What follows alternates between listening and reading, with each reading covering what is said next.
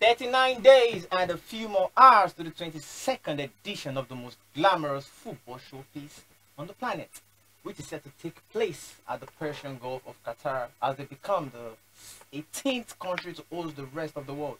Hello everybody, and welcome to the first edition of our special Qatar 2022 World Cup countdown. Ayobiojo Ibrahim Adedoyin is my name, but you can call me the Baba. I'm not gonna get annoyed with you. This is my nickname, number one. So I'm glad to have you here with me today. This is the first ever edition of this program, and thankfully I'm not doing it alone. I've got a very special person in place with me today for us to analyze as the group stages, as the World Cup is going to take center stage when it comes to the festive period of the season. Before I let you meet my guest, I would love for us to go on a very quick break, and we'll be right back where we meet who I've got in the house.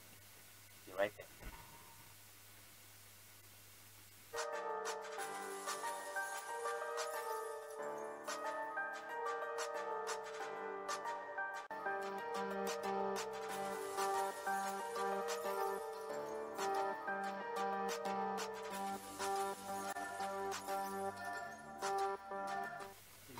Welcome back to the very first ever edition of our World Cup 2022 countdown, happening in the Persian Gulf of Qatar.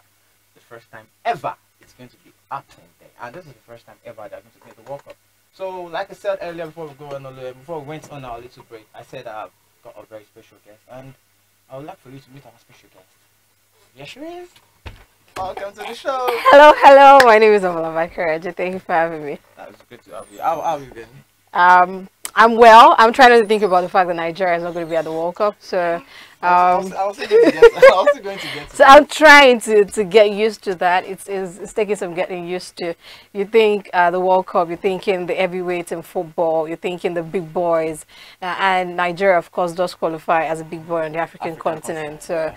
It's quite interesting that we're not going to be there, and having to watch the people play while your team is, not there. It doesn't make me feel good. It's painful. It's painful. We're not happy about it, but there's nothing we can do. Exactly. So I think everybody that watches us know already that I have a team I'm supporting. Do you? I'm a Brazilian for the World Cup. How convenient! How convenient, I should say. Yeah, my name is Ibrahim Adinho when it comes to the World Cup.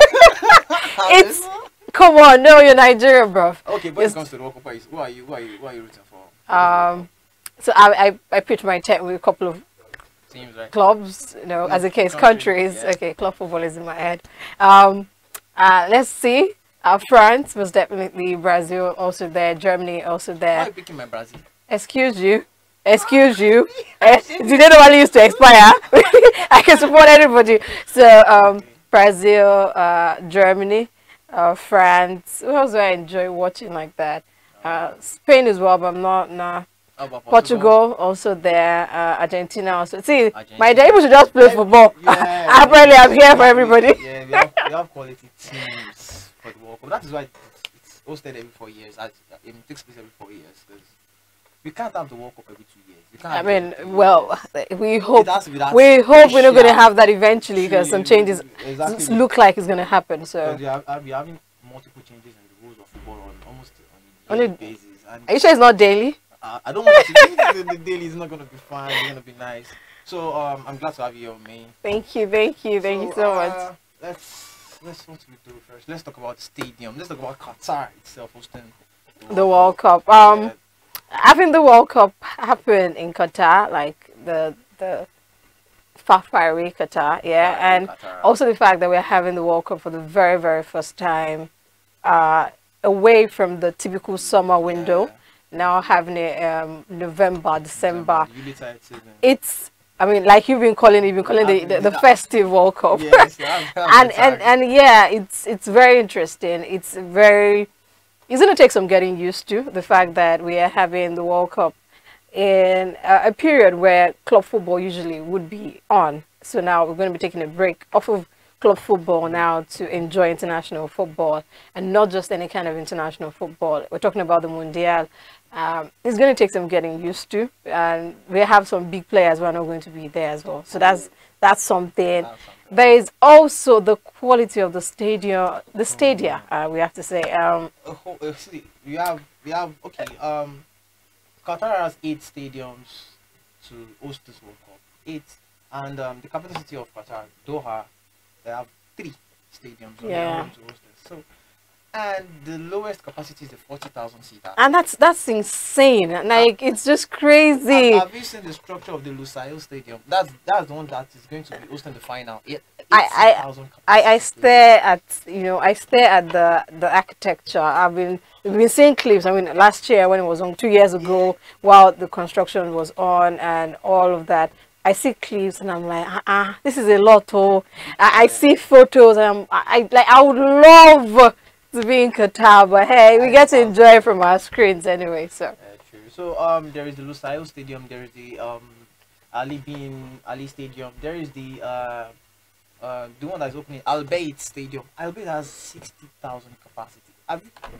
See, this is why I feel to an extent Qatar are trying to show us. They're trying to show the world that although we are minors in football, but we're everywhere when it comes to the pocket and infrastructure. And they're showing us. They're trying to invest in club football as much as it can by the ownership of a few European giants. Yeah, and they pump money into those clubs. I mean, we have to mention that. And I'm still on and on about the architecture. It's so beautiful. If you haven't seen it, I would advise you to go check out the stadiums to host the World Cup. It's you seeing it alone, you want to travel out to go see the World Cup. Even if you are not a football fan, if you are not a football fan, like it's enough, right?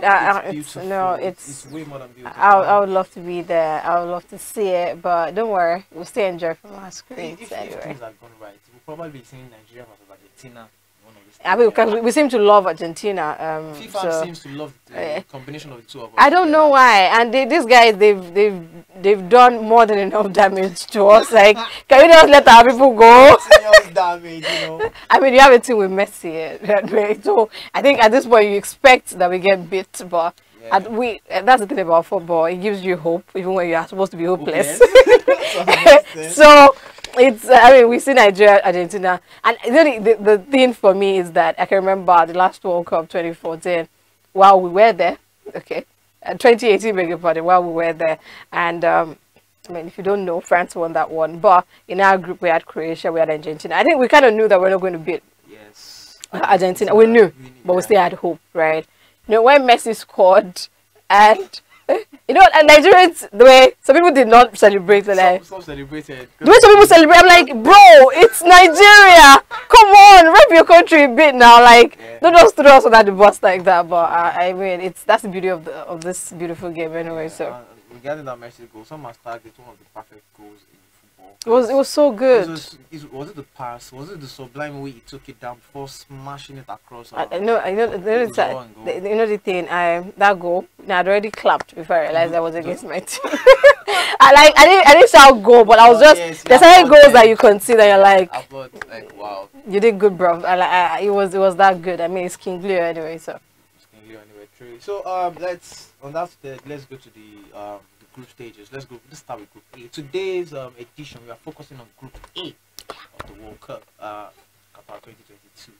So, host nation actually, and you know, undoubtedly they are the minors of the group, and this is the first time ever they will be featuring, the World Cup, and they are getting this based on the fact that they are the host country. I mean, you have to have something as per home advantage, you know, at all.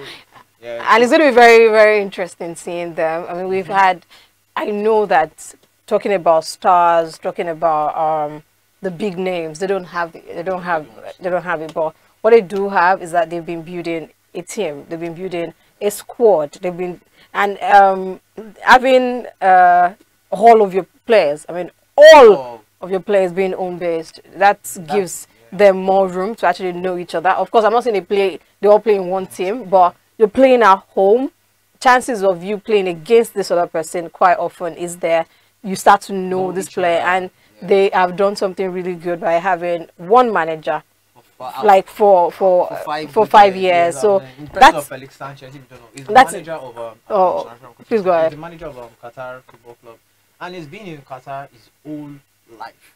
So But to an extent, it feels like it's an homegrown person. That's what he is. I mean, for the Qatari Football Association to put their trust in this man for the next since 5 years to up to date. Yeah, 2017.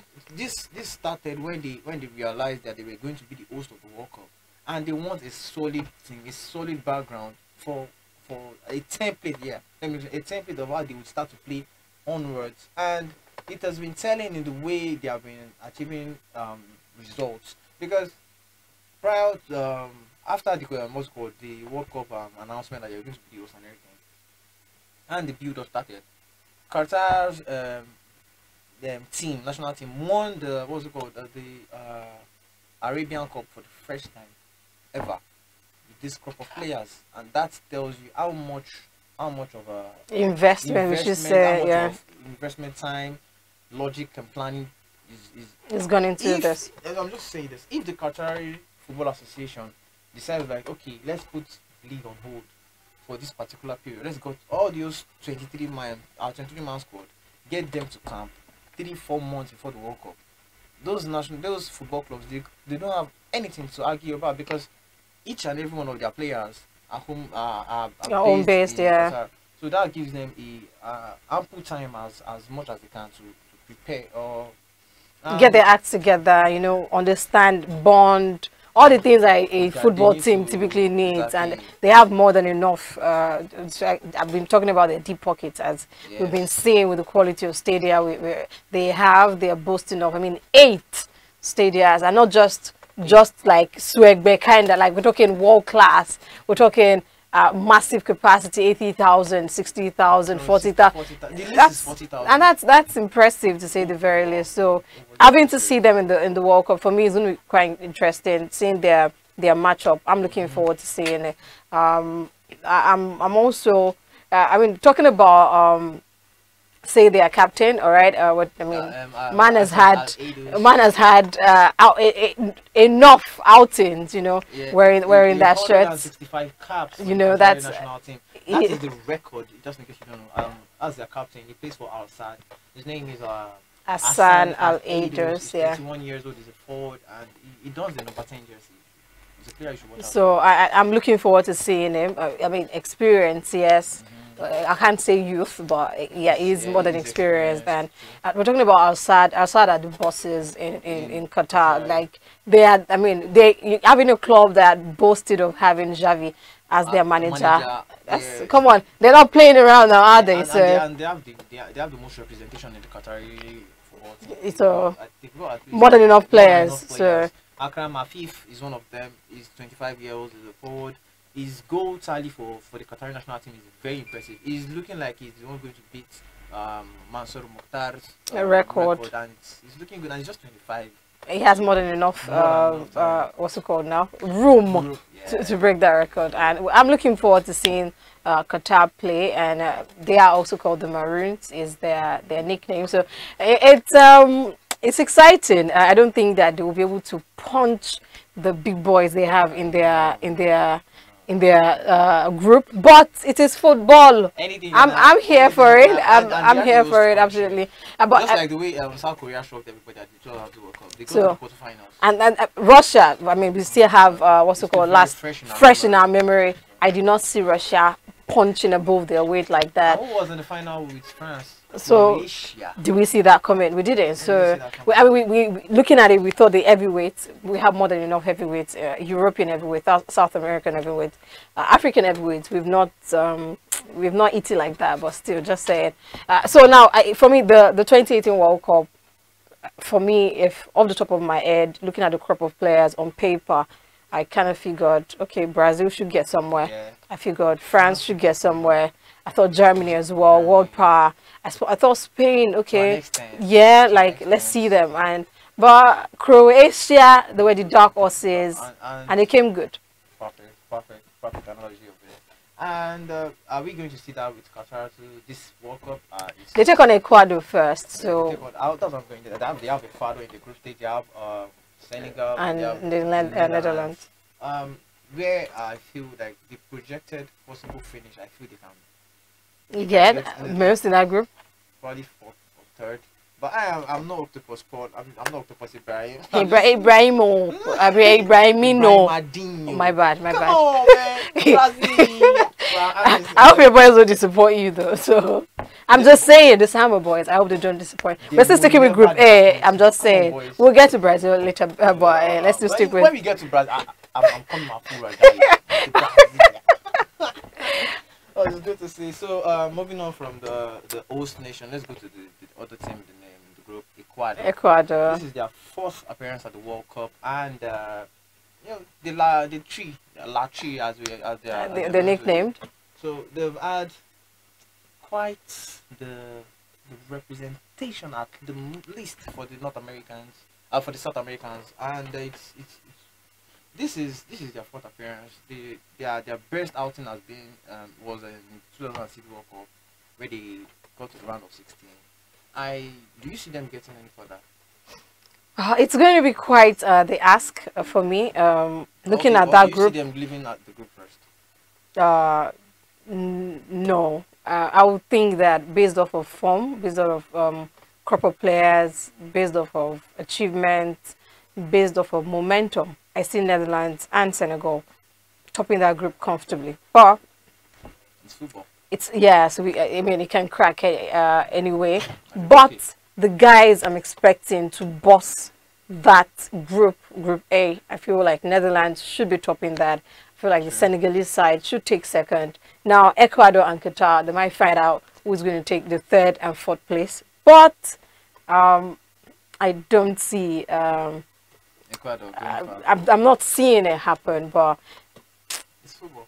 If they can't just give us a game to watch, like if they can't give us a display that perhaps I'm not seeing right now. I was talking about form, we're talking about Senegalese team. They've been high-flying this year, African champions, and it was worthy champions. They have stars, and their stars are delivering. You know, their stars are starring in whatever club they're playing at. The Netherlands side as well. So is it for lack of big names? They've got it. So are plenty, different positions, all of that stuff. So for Ecuador, do I see the same thing happening? I mean, you have a gaffer who's been 2 years on in their side, Gustavo Alfaro. The Argentine man is, been 2 years. I feel like he's been building. That's enough time for him to build. You know, and get what he wants. But it's going to be quite a game. It's going to be quite. They should set the tone for us. They're facing Qatar first. That's the opening game. I mean, who do you think is going to impress the most? Qatar or Ecuador, the first game? I feel like Qatar should show us something. They are home. They need to. They are home. Give us something. They have all the old advantage today. They are the host nation. You are going to be playing in a stadium full of your people. You know, you played for the first time in the World Cup. Impress us, you know. So it has to be. But I think goals should come though. So if nothing else, if it's ever a draw, which I do not want, but give us goals at least. So the Ecuadorian national team has Gustavo Alvaro, I beg your pardon. He's an Argentine. He's been in charge of the team for the past 2 years. He's 60 years of age. And the team is captained by Enna Valencia. You know, he's also the Ecuador's highest goal scorer with 35 goals. Not an easy feat. Not an. He don't even think that's 35 goals. It's not an easy feat. He's one of the players to watch for the team. He's 32 years old right now. Flies his straight for an Apache football team. So you have not only him. You've got Moses Caicedo. Caicedo is the guy I'm watching on that side. Player to watch. Player to watch. For me right now, player to watch for Ecuador absolutely has to be Moses Caicedo. He's been very impressive. He's been very impressive. Seeing him, I like the way he's been settling to life. I mean, my man is very young, 20 years old. Just doing so well for Brighton. Brighton have been doing very, very good in the league, the Premier League so far this season, and he's been an impressive part of that squad. As to opinion as well, I mean, same side. From Villarreal, so good quality. I'm okay. Looking forward to. They have youth in that squad, so the youth experience, a very good mix of both. So currently ranked 44th, FIFA log the ranking. Sixth below. It's no sixth up, sixth position above Qatar. Qatar. Who is So, the next nation? I forgot to mention that. so it's for me. I'm looking forward to seeing that. Basically, Qatar are ranked 50th. We didn't mention that, but I'm excited to see what that particular opening game was going to bring. You know what's going to show us, and let's see who's going to get the better of the other. Good analogy. So where do you feel they should finish in the table? I feel like Qatar and Ecuador, third or fourth. You guys should pick one. But hey, if Qatar can just elbow Senegal, and I'm expecting to take second spot, it's going to be quite the fit. So talking about Senegal, we are on to Senegal next. The reigning African champions are participating in their third Mundial. So as they look, they are looking to beat their previous record of getting to the quarterfinals when they struggled for bowling world. Do you remember that year? Korea Japan. That was their first outing at the Korea Japan 2002 World Cup, and these guys were blistering. They had a good run. They had a good run. They had a good run. So they got to the quarterfinal. I remember the goal against France. Abdullah Diaye scored, took off his shirt. His players were dancing around him. He stepped on his shirt. Nobody cared. It was amazing. This is 20 years ago. Like how time flies, yeah. How time flies. So and now what do you see about Senegal? Senegal, I think that they should show us exactly that momentum, that first ever Nations Cup. Right, and they've come close. I mean, they came talking about them winning the AFCON. I think I was more happy for Aliou Cisse than I was for the actual players. You know, he couldn't do it. No, actually, he did win it as a player, if I'm right. No, he did not win it. He came close. Yeah. So having him win it for them now, like God bless you. It was like what's it called? Is it benediction? I should call it. What's that English? But yeah, I was very excited for him. You know, I was very happy for him. I was happy for the squad as well. Talking about marquee players, talking about big name players plying their trade in Europe. They have it. You have so names. You have Edouard Koulibaly, you have Koulibaly, you have Sadio Mane. Who is their captain? No, I beg your pardon. Koulibaly is the captain. Yeah. And Sadio Mane is their star man, if you ask me. He's my boy. He's my boy. They've got big players. Don't get into that. So Sadio Mane is 30 years old. Flies the street for Bayern Munich. Edouard Mendy is 30 years old as well. Okay, Plies is trade with Chelsea. That's up in the air, but Koulibaly. The game man. I'm sorry. So the security. He is the security of Chelsea. Just in case you're wondering, that's why I called him the game man. Yeah. He might be playing in the championship, please, but don't rule out Ismail Assar. Yeah, it's an exciting. I mean, I watched him play. I don't watch the championship as much, but watching him play in the Premier League, I can't forget what the man did against Liverpool. My eyes are still on you, boy. But I mean, looking at this crop of players, for me, I'm looking to see these guys have stuck together for so long. Yes. I mean, you know, and that bond, that team camaraderie, all of that stuff, I think is going to be their staying power if they are going to actually stay on. It would be nice to see them surpass their previous year of getting to the quarterfinals. It would be nice to see an African side in the semis, you know, yes. or perhaps, you know, just do it for us and get to the final, and even now crown it and win it. Win the AFCON, win the World Cup. You can do that. It's 1 year, absolutely. It's doable. See, if Senegal does this, I'm happy. But if it's another one that ends with nah, I ain't saying nothing. Oh, yeah, I know what you're talking about. But if they do it, I mean, if Ghana actually does...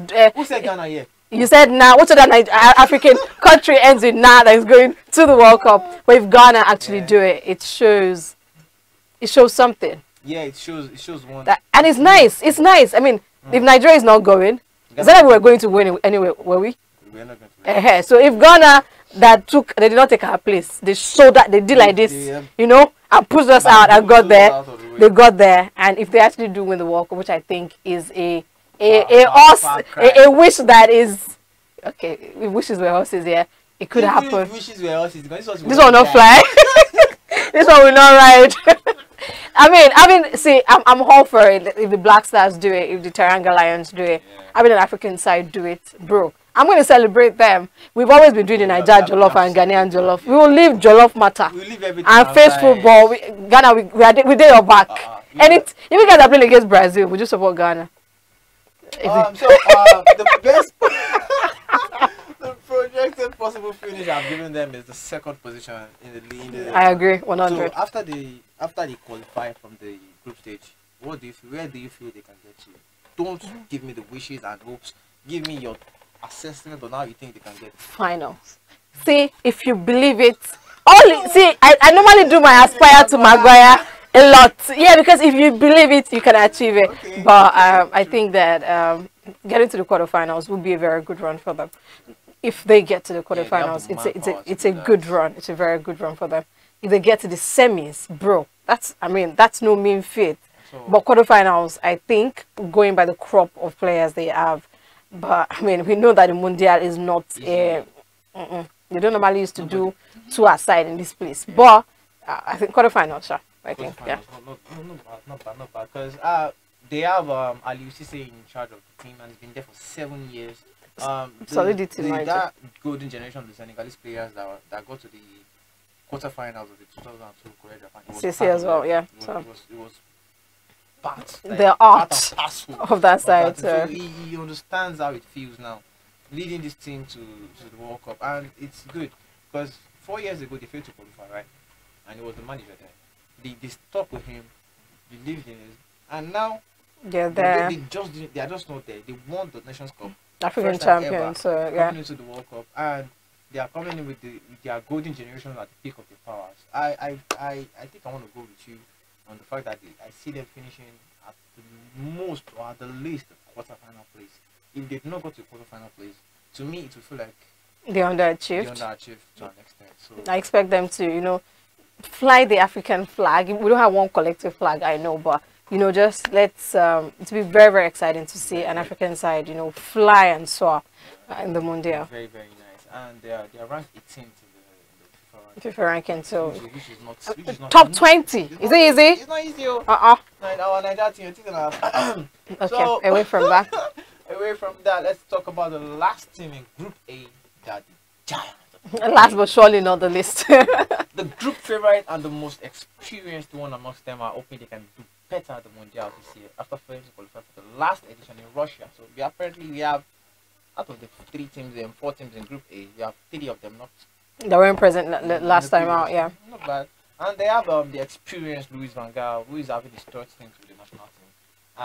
The Flying Dutchmen will be looking to at least win their first ever World Cup. I mean, they've come close enough, quite a few times. 1974, 1978, 2010 as well against Spain. That against Spain, I can't forget it. Yes, because you just I was torn.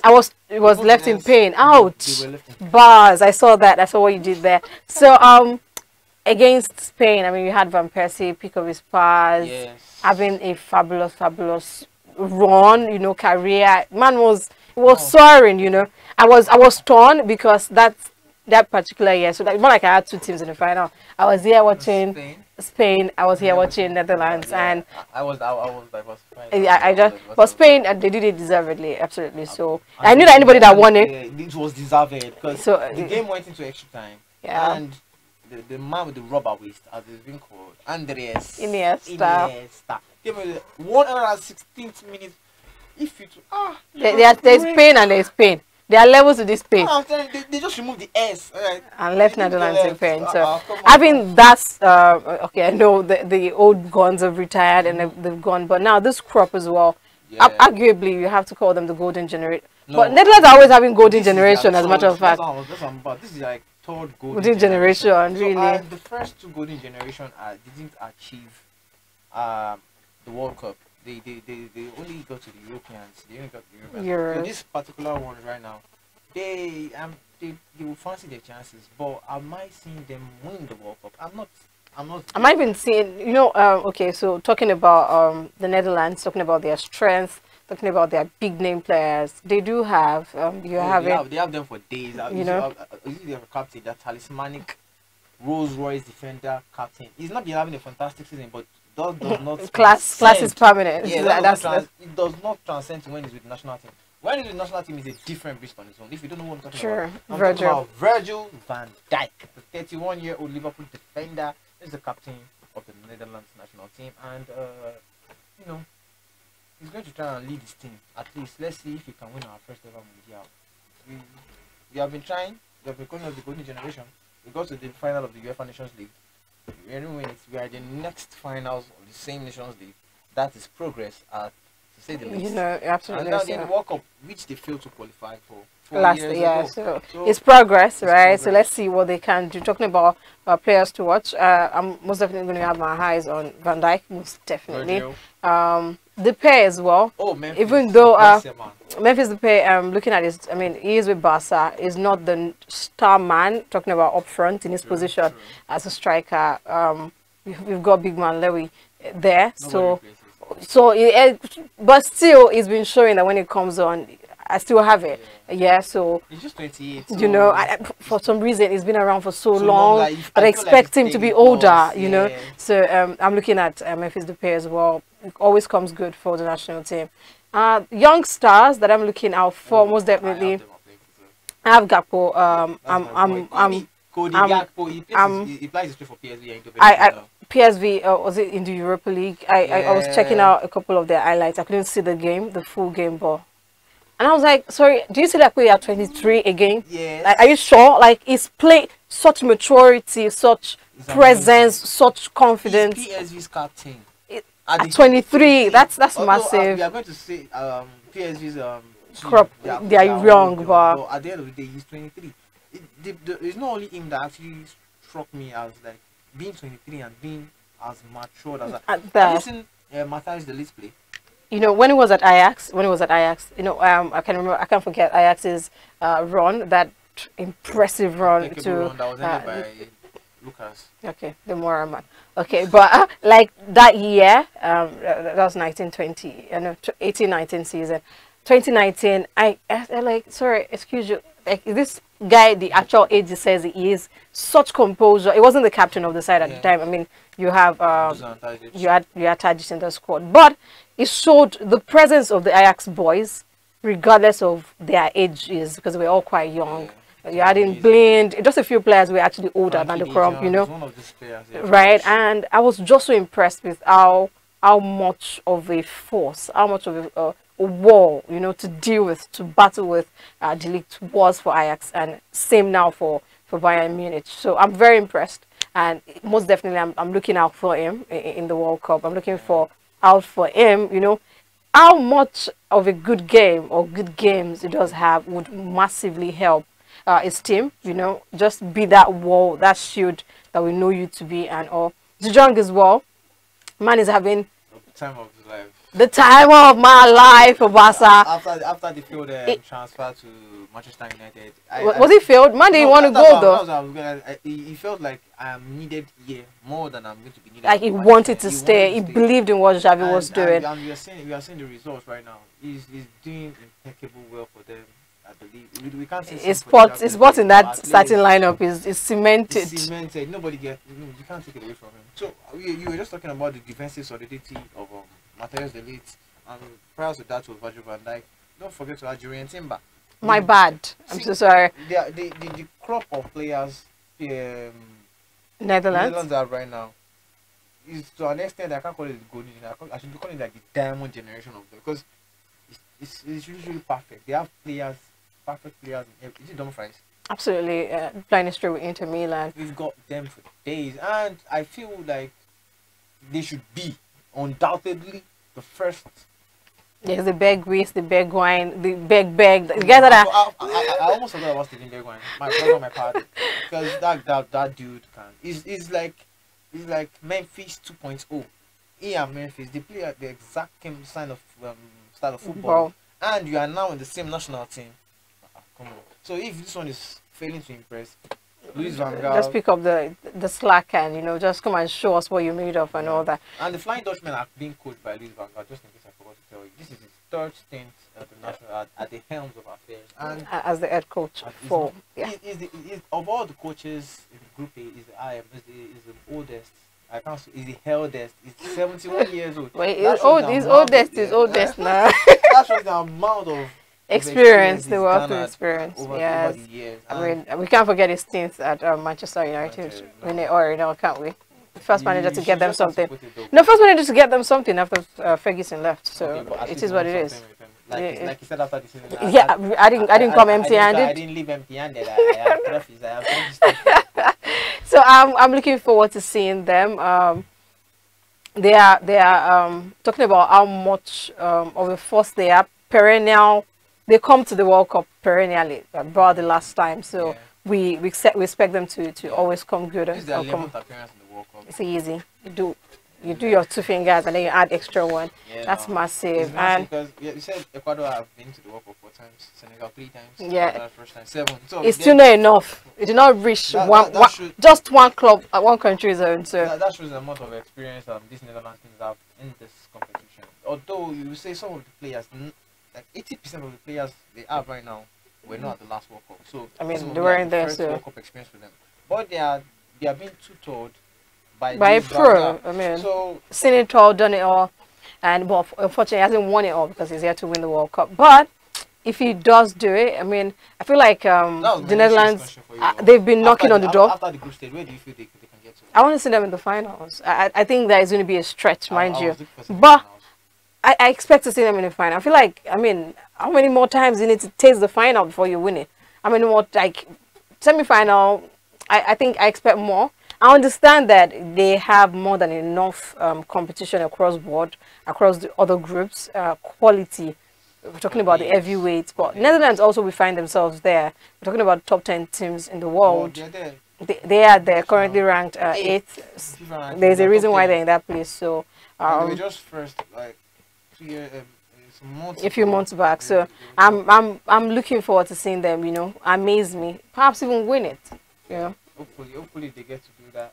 This is CTV Live, and I've been your host, and I think I've had a good time. You think? No, I want to say because I think I've had a good time. No, I've had a very, very amazing time talking about the Mundial. The reason I'm not really glad is because Nigeria is not there. I beg you. Watch other people. As we know, Greek go call. I'm Brazilian. How convenient. I have more than enough clubs. Why did I keep saying club? But I'm enjoying club football apparently. No, But I guess it's understandable because we are having this Mundial during the club football. exactly. So I have enough countries to choose from. I mean, somewhere somehow. I've chosen Brazil as well. Who's I've your chosen dark horses for this World Cup? that team that I'm seeing them. You know, just stun the world. Yeah, let me give you a few. I don't. Croatia, they're still dark horses still. Are they? Yeah, They've tasted the Just final, once. but they've tasted the final. Okay. Let's do it. Belgium, the golden. The gold on the fiddle. Because I'm lost. The gold on the fiddle. But Belgium, maybe, you know, it would be nice to see them. I would love to actually see those guys in the finals. I would love to see them in the final. Is it stars? I know we'll have their deal, but they just impressed me. But I'm looking forward to seeing Croatia, most definitely. The itches, itch. I'm looking forward to seeing Croatia. And if Croatia can actually get to the finals, that's quite the fit. If they get by accident, finals, then we can't tag them as dark horses anymore. no, they've showed, you know, They're not giants. but they're adults. They're not just giants yet. Because I think no, really, how many clubs? Yeah, true. Club again. How many countries can boast to get into the World Cup finals? So Very. having Croatia do it, We've only had 8 winners in this World Cup. it's like it's almost like there's a cult. You know, Yeah, if you've not been initiated, Spain is still the latest team that joined them. you know, and that's 2010. That's how many 10 years ago. You have friends 12 who've years done it ago, before, everybody. come back to do it again and all that. So I'm looking forward to seeing who's going to do it. If we're going to be having a new winner, if perhaps one of the guys that are in that call that I just mentioned will come back and like, yeah, we have a team. If you're not being initiated yet, you're not getting into this place. But I can't wait. November come quickly. You said November come quickly. I feel November should be here already. That's how I want it. You know, as soon as possible. So before I let you go, before we let ourselves go, I'm just going to ask you one more question. This football tournament, this World Cup, it was shifted to December to accommodate The heat weather. wave and everything. So apparently, if an African team is meant to host this, if an African team wants to host this, do you feel they can try and shift the trajectory of the dates for us to just to accommodate us, or do you think we do not have the capacity, the wealthy capacity to be able to do that, or to around that from FIFA too? Okay, so if an African team had never hosted the World Cup, then only then would I say that if, and that's only if an African team had never hosted it. But we have hosted it. By we, I mean Africa as a continent. So South Africa has hosted it. Do I think that the calendar is going to be tweaked because of us? That leaves a lot of questions. But I think that one thing we are learning to embrace as a web is change. From climate change to change to the calendar.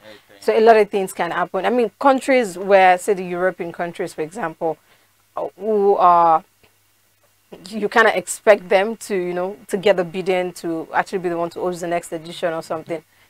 I mean, a lot of things can change. The weather plan, the trajectory, the estimated this, that might change. So I think that a lot of it can be tweaked. I think we're going to get that for an African country. Perhaps we're going to be having the World Cup maybe in January, February. I don't think so. It will sit out. Yeah, it will sit out. We had to move our Nations Cup to January and February. You know, to accommodate. So I don't know, but it's going to be quite the experience. I mean, after I watched this particular goalkeepers, this November, December festive World Cup. You let our World Cup. Then we'll see how it goes, because having to stop club football to watch the World Cup is quite interesting. But we'll see how it goes. But I think that at this point, we should be ready for anything and everything. Everything and anything. As changes are constant in life, it is constant in football too. It's not how would I put it, it's not subjective to football. It has to change. There are things that have to change. So that's good. My name has been. My name is Ibrahim. No, Dino. Add the Dino. Okay, all right. Ibrahim Adino. I didn't know it because you can call me Easy Baba, or you can call me Ibrahim Adino. So I've had a good time. I've had a great time with Omola Bakeraji. That's me. You know, World Cup analyst. This is the road to Qatar 2022 World Cup, and I'm glad to have had you here. So I would love to see people again. Join me, CTV Live next edition. Make it a date with us, and we hope you had as much fun as we did on the show with you. So, adios. Bye. I had fun though. Even 100.